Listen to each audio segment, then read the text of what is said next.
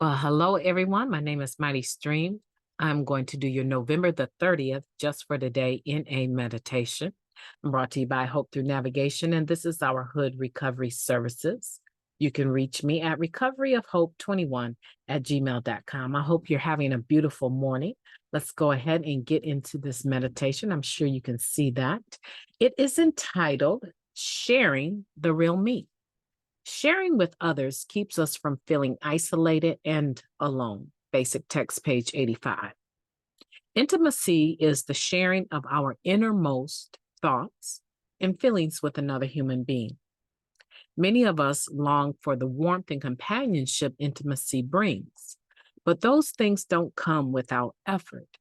In our addiction, we learn to guard ourselves from others lest they threaten our using.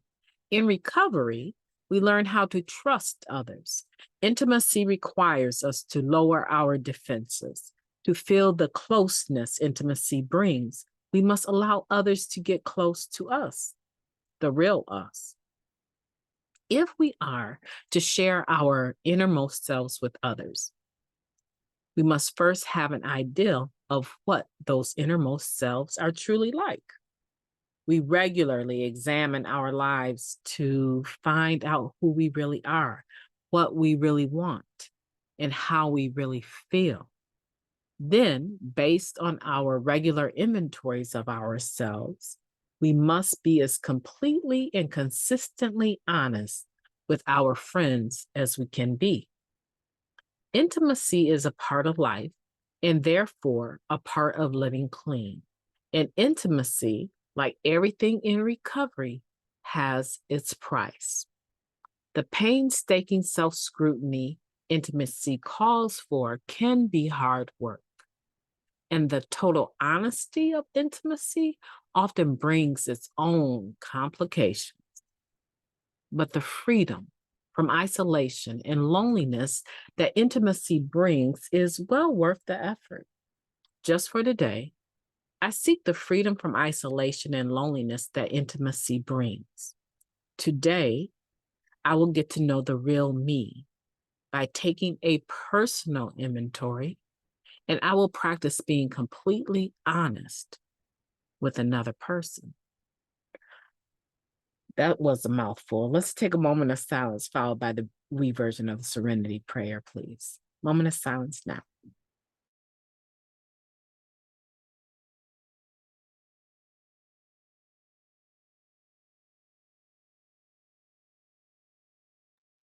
God, grant us the serenity to accept the things we cannot change, the courage to change the things that we can, and the wisdom to know the difference. Just for today, please and thank you. Sharing the real me, sharing with others keeps us from feeling isolated and alone. You know, I believe that I have encountered more women that struggle with feeling alone and feeling isolated. And it could be that I'm married and I have less opportunities to have conversations with men about these types of things. So it just could be my level of exposure is to more women. But regardless to that, I believe that being alone and being isolated or feeling alone and isolated is not a comfortable feeling. It can cause depression. It can cause faulty thinking patterns. And a lot of people don't really understand the true level of work that goes into having a intimate partner or companionship from the point of view of a recovering individual. A lot of times we're told or suggested, a suggestion to come to stay out of a relationship for a year. But a lot of us come and we're already in relationships.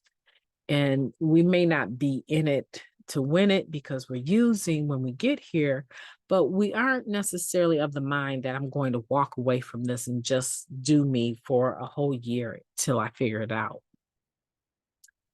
I think what happens is that people think, just like we were talking about the meditation from the 29th, that people tend to think that humility is not something that you strive for or work for. It's the same thing here. Intimacy is absolutely positively something that you have to work for. But before you can be intimate with another human being, and this is where I think people say that you need to love yourself in order to be able to love someone else.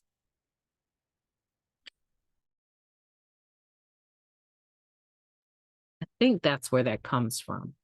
Because in order to be intimate with another human being, you have to know who you are. You have to know the way that you work, the nuances about yourself.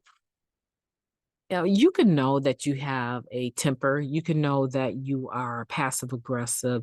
These are some basic things, but they don't really come down to you being sure about why you act the way you act and why you think the way that you think and what is the exact nature when you operate this way versus when you operate a different way. What are your trigger points? What happened to you in your childhood that led you to believe that men were not trustworthy or that whatever it is, right? So now when you go to meet someone and you're thinking about getting to know them, a lot of times we have a tendency to rattle off the past relationships as though these are trophies on our shelves. And really, they're not. I mean, if they were so beautiful and so successful, why don't we still have them? And if what we were operating with in those relationships was sufficient enough to share it with another human being as though it was a winning relationship, why aren't we still there? I think that when it comes to getting to know someone, that this is a process that can only begin once you know yourself. And when you begin to know yourself and you are able to do your fourth and fifth step with another person and you get all of that junk out and you find out that the way that you operated was just for preservation sometimes, and that doesn't mean that you're an awful person. It just meant that you were a scared person and that you did this repeatedly. You self-sabotage relationships over and over and over because you really didn't want to be hurt again. So now, as you're getting to know this other person and considering them as an intimate partner in a intimate relationship, you can know that the minute they act a certain way, probably you will respond this way. But that will not be the truth about what you're feeling. What you're feeling is fear of being abandoned or rejected.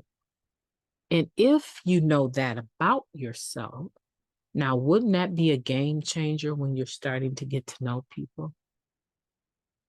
Now, I can almost tell you for sure, if you raise your voice, I am either going to raise it back or I'm going to recoil completely from you and wouldn't care to hear your voice for, I don't know, a long time, right? There's going to be one or two responses, but neither of those responses are conducive towards intimate partner relationships. What's conducive is for me to understand why that's a trigger for me and me to be able to explain that to this person that I'm considering. Hey, what are you with arguments? How do you handle that? Are you a loud arguing individual? You cuss and swear and slam things? Are you that kind of individual? Because that I will not accept it. Right. So there you go. Now, once I know myself and I put that out there, the other person has an opportunity to make a decision whether they want to engage. And we could save a lot of energy and time. Today, I don't want you to isolate and I don't want you to feel lonely because of lack of intimacy. I want you to go further inside into me see. I want for you to go inside of yourself and see what is prohibiting you from sharing with another human being exactly who you are. And if it's that you don't know, then you have some work to do. And I would like for you to be able to do and enjoy being able to have people that are intimate with you, that are your companions, that love you for you. I believe every human being does deserve that. My name is MightyStream. I've enjoyed talking to you today. This is a hot topic, relationships. It's a hot topic, and it's not one that we always get perfectly, irregardless. Today is November 30th, the last day of November, and we are going into December 1st. And I look forward to talking to you tomorrow. But in the meantime, let's have the best November 30th we've ever had and have a beautiful day on purpose. I intend to talk to you tomorrow.